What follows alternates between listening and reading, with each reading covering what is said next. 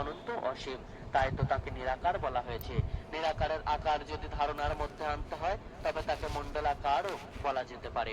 উপনিষদ ও তত্ত্ব বিষয়ক অন্যান্য গ্রন্থে ব্রহ্মের স্বরূপ সম্বন্ধে যা বলা হয়েছে তার দ্বারা জানা যায় যে ব্রহ্ম কোনো রূপ পরিধিতেই আবদ্ধ নন। স্থূল তদ জ্যোতি তন্নুজ্যোতি তদ্দূরে তদন্তিকে তদন্তরস্য সর্বস্ব তদ সর্বশাস্য ব্যাহত। এই উপনিষদ অর্থাৎ তিনি চলেন আবার চলেন না, তিনি দূরে আছেন, তিনি এই সমুদায়ের বাহিরেও আছেন। যে মণ্ডল বা বৃত্ত ব্রহ্মের এই নিয়ত বিকাশশীলতা প্রকাশ করে তাই তার মণ্ডলাকার। তার এই স্বরূপ জীবের ধারণাতীত। পরম ব্রহ্মের এই অনন্ত অসীম স্বরূপটি ব্যক্ত হয়ে থাকে যখন তার সম্বন্ধে বলা হয় অখণ্ড মণ্ডলাকারম।